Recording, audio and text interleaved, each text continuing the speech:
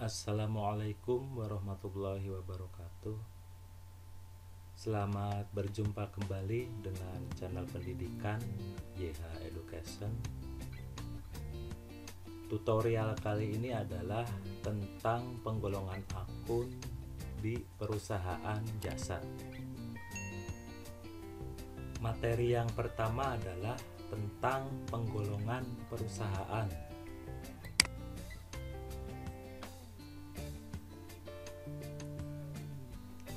Apa sajakah penggolongan perusahaan berdasarkan jenis kegiatannya?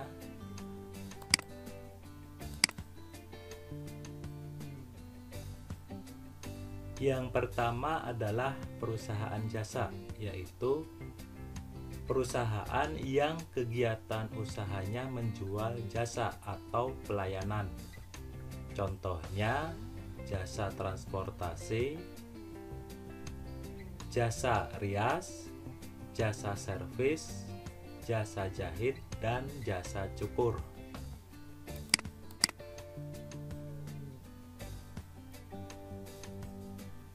Yang kedua adalah perusahaan dagang, yaitu perusahaan yang membeli dan menjual kembali barang tanpa mengubah bentuk barang. Misalnya, toserba, supermarket, minimarket, toko-toko, dan kios-kios di pasar.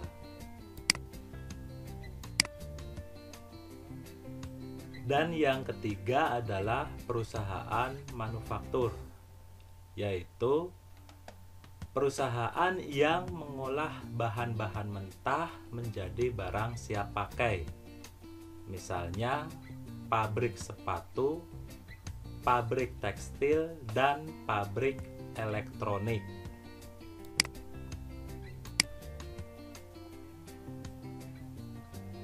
Materi berikutnya adalah penggolongan akun perusahaan jasa.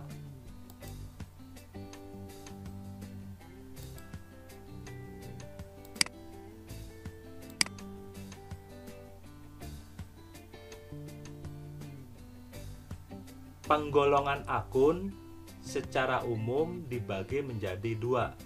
Yang pertama adalah akun real dan yang kedua adalah akun nominal. Yang pertama, akun real. Akun real dibagi menjadi 3 kelompok akun utama. Yang pertama, akun harta. Yang kedua, akun utang, dan yang ketiga, akun modal.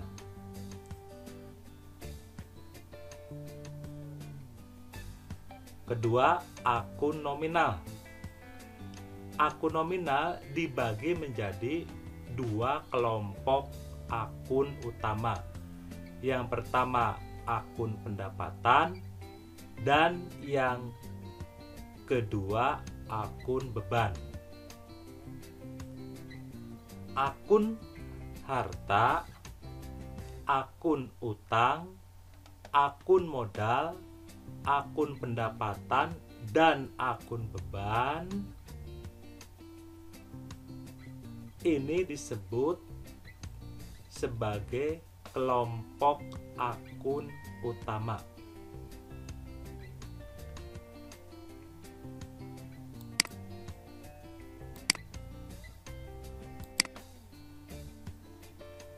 Apa itu akun?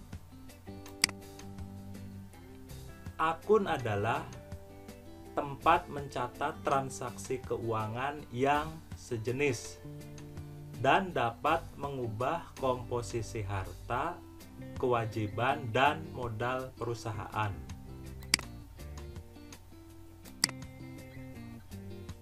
Kemudian, apa itu akun real? Akun real adalah akun yang dilaporkan dalam neraca. Kemudian, apa itu akun nominal? Akun nominal adalah akun yang disajikan dalam laporan laba rugi.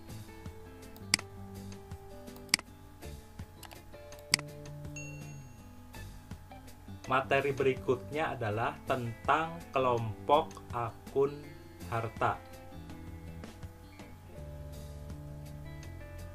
Apa itu harta? Harta adalah jumlah kekayaan yang dimiliki perusahaan untuk menjalankan usahanya. Materi berikutnya adalah tentang golongan akun harta. Apa sajakah yang merupakan golongan akun harta? Yang pertama, harta lancar, yaitu harta yang berupa uang kas atau bank, dan harta yang sangat mudah dijadikan uang atau umur pemakaiannya kurang dari 1 tahun.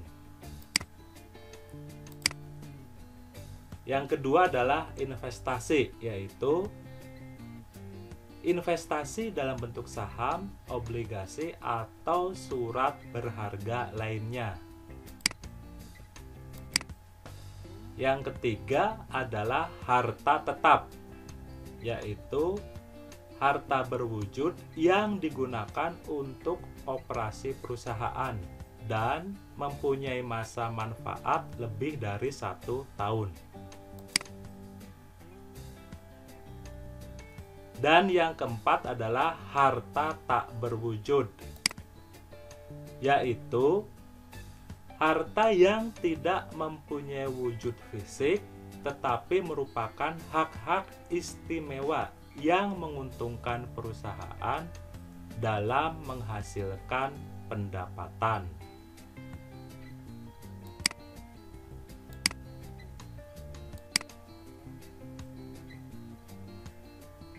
Materi berikutnya adalah tentang jenis akun harta lancar.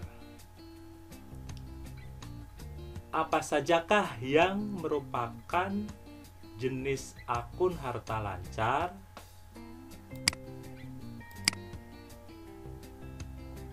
Yang pertama adalah kas, yaitu uang tunai yang siap digunakan dan bebas digunakan setiap saat, baik yang ada dalam perusahaan maupun saldo rekening giro perusahaan yang terdapat pada bank.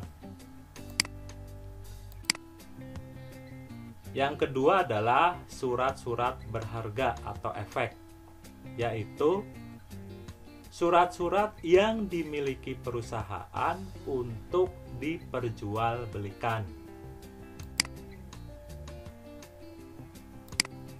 Yang ketiga adalah wesel tagih, yaitu tagihan perusahaan kepada pihak lain yang didukung oleh dokumen resmi secara tertulis dari pelanggan untuk membayar tagihannya.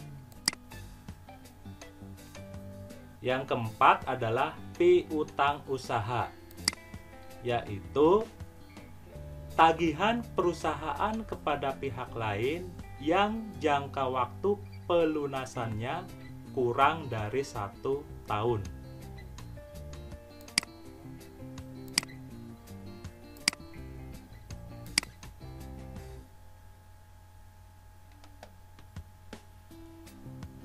Yang merupakan jenis akun harta lancar yang kelima adalah persediaan barang dagang,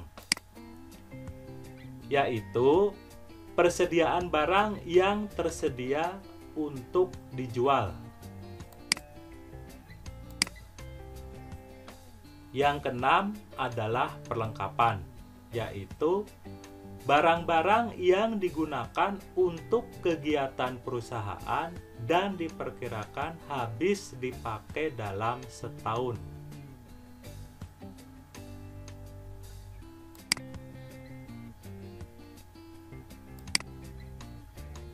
Yang ketujuh adalah pendapatan yang masih harus diterima, yaitu Pendapatan yang sudah menjadi hak perusahaan tetapi pembayarannya belum diterima.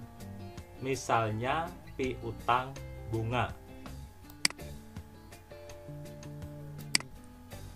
Dan yang kedelapan adalah beban dibayar di muka, yaitu biaya yang telah dibayar tetapi manfaat dari pembayaran belum diperoleh atau digunakan, seperti asuransi dibayar di muka, sewa dibayar di muka, dan iklan dibayar di muka.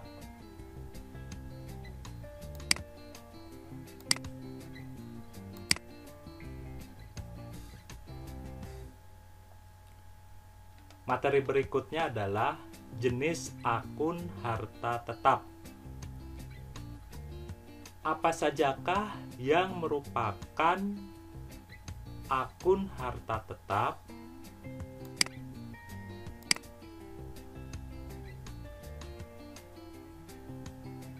Yang pertama adalah peralatan, yaitu peralatan yang biasanya bernilai cukup besar dan dipergunakan untuk kegiatan perusahaan.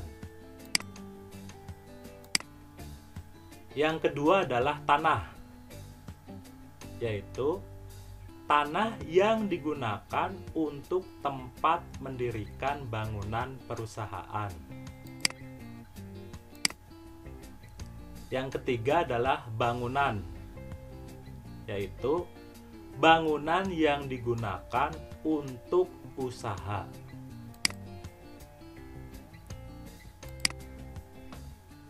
Yang keempat adalah kendaraan, yaitu kendaraan yang dipergunakan untuk kegiatan usaha suatu perusahaan.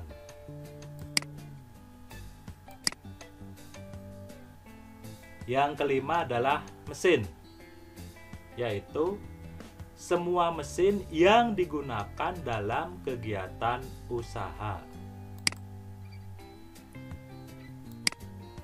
Dan yang keenam adalah akumulasi penyusutan aktiva tetap, yaitu suatu perkiraan yang dipergunakan untuk mencatat secara akumulatif pembebanan biaya yang diakibatkan oleh pemakaian aktiva tetap.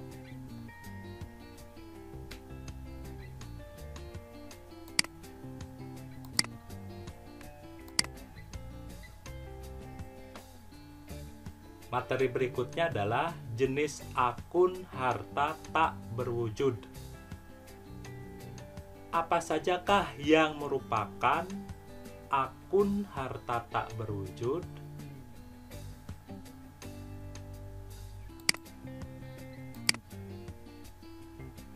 Yang pertama adalah hak paten, yaitu hak istimewa atas suatu barang yang diberikan oleh pemerintah kepada perusahaan.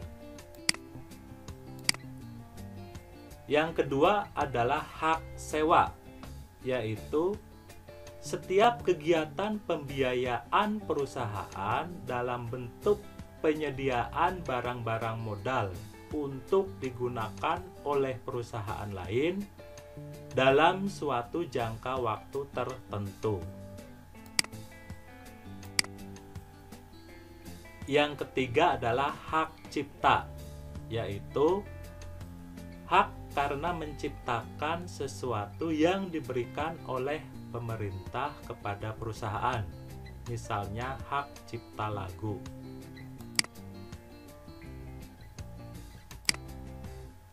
Yang keempat adalah merek dagang, yaitu hak menggunakan merek suatu produk atau perusahaan.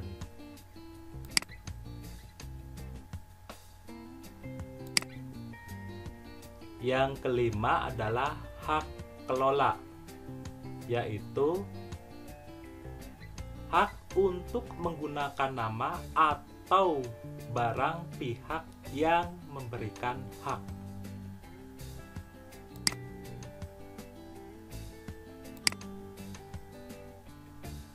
Dan yang keenam adalah nama baik perusahaan, yaitu nama baik perusahaan yang melekat pada perusahaan itu sendiri dengan adanya goodwill, barang yang diproduksi mendapat kepercayaan dan dibeli oleh masyarakat.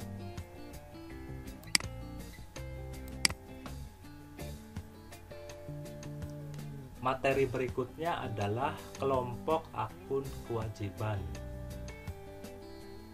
Apa itu kewajiban? Kewajiban yaitu pengorbanan ekonomis yang harus dilakukan oleh perusahaan pada masa yang akan datang sebagai akibat kegiatan usaha. Berikutnya, golongan akun kewajiban. Apa sajakah yang merupakan golongan akun kewajiban?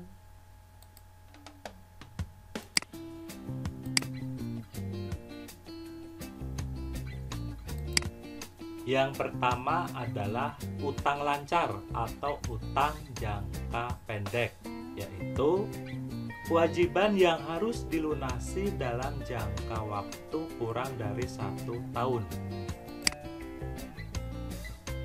Yang kedua adalah utang jangka panjang, yaitu kewajiban yang jangka waktu pelunasannya lebih dari 1 tahun.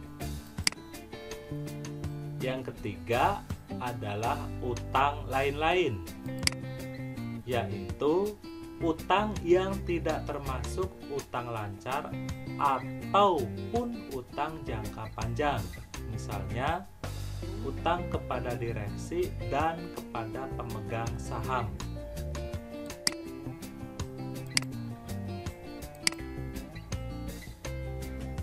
Materi berikutnya adalah jenis akun kewajiban atau utang lancar. Apa sajakah yang merupakan akun kewajiban atau utang lancar? Yang pertama adalah wesel bayar, yaitu kewajiban membayar kepada pihak lain yang didukung oleh dokumen resmi secara tertulis. Yang kedua adalah utang usaha, yaitu kewajiban yang timbul karena pembelian jasa secara kredit. Yang ketiga adalah biaya yang masih harus dibayar, yaitu beban yang sudah terjadi tetapi belum dibayar, misalnya utang sewa, utang gaji, dan utang bunga. Dan yang keempat adalah pendapatan diterima di muka, yaitu kewajiban yang disebabkan perusahaan menerima lebih dahulu uang, sedangkan penyerahan jasa atau barang belum dilakukan.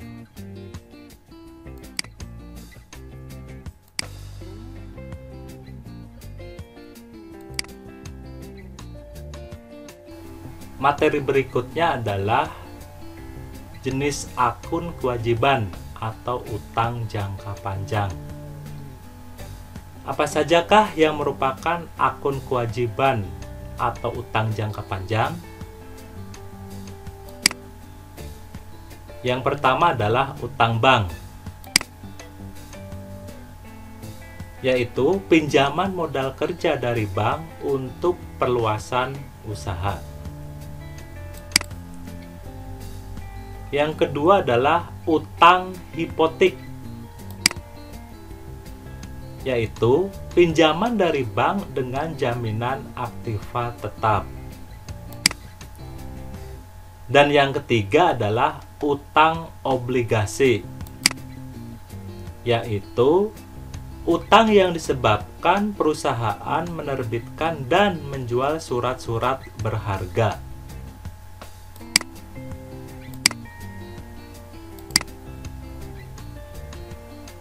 Materi berikutnya adalah kelompok akun modal. Apa itu modal? Modal yaitu hak pemilik perusahaan atas sebagian harta perusahaan.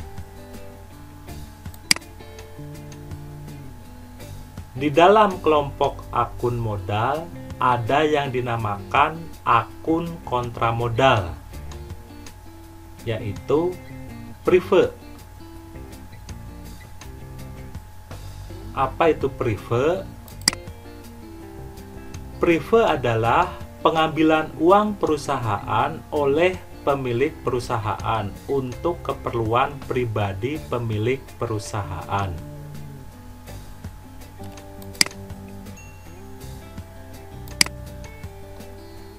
Materi berikutnya adalah kelompok akun pendapatan.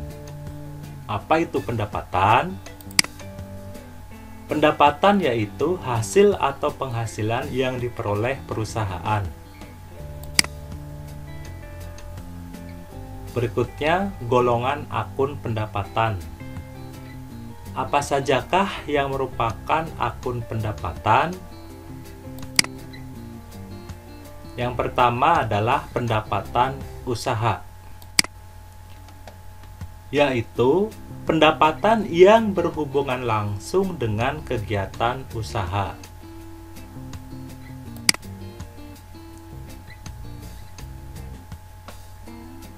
Yang kedua adalah pendapatan di luar usaha, yaitu pendapatan yang tidak berhubungan langsung dengan kegiatan usaha.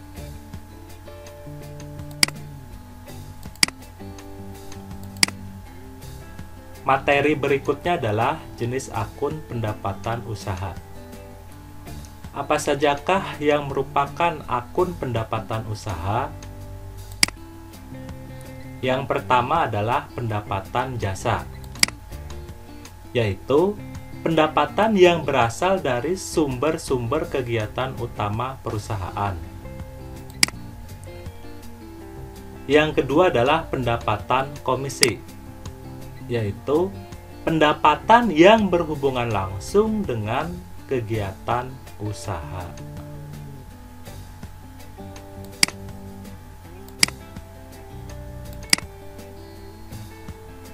Materi berikutnya adalah jenis akun pendapatan di luar usaha. Apa sajakah yang merupakan akun pendapatan di luar usaha? Yang pertama adalah pendapatan bunga, yaitu pendapatan yang diterima dari hasil bunga yang diperoleh.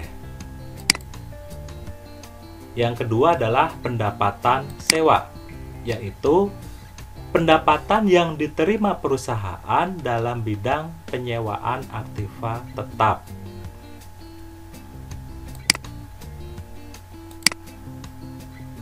Materi berikutnya adalah kelompok akun beban. Apa itu beban? Beban yaitu pengorbanan yang terjadi selama melaksanakan kegiatan usaha untuk memperoleh pendapatan. Berikutnya, golongan akun beban. Apa sajakah yang merupakan golongan akun beban? Yang pertama adalah beban usaha, yaitu pengorbanan yang langsung berhubungan dengan kegiatan usaha. Yang kedua adalah beban di luar usaha, yaitu pengorbanan yang tidak langsung berhubungan dengan kegiatan pokok usaha.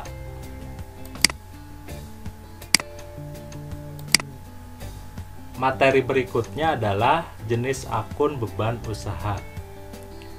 Apa sajakah yang merupakan akun beban usaha? Yang pertama adalah beban gaji, yaitu beban yang dikeluarkan untuk pembayaran gaji para pegawai dan karyawan.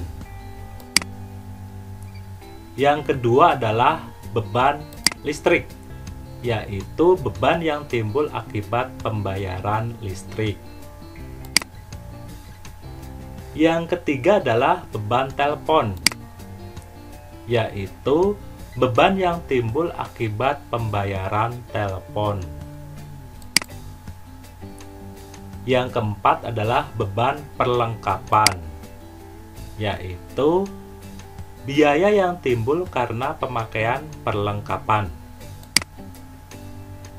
Dan yang kelima adalah beban upah, yaitu beban yang timbul akibat pembayaran upah para buruh.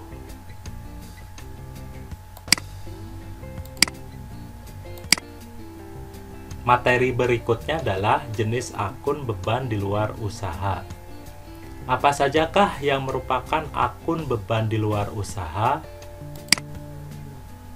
Yang pertama adalah beban bunga, yaitu beban yang timbul oleh peminjaman uang pada saat tertentu atas pinjaman yang diperoleh bank.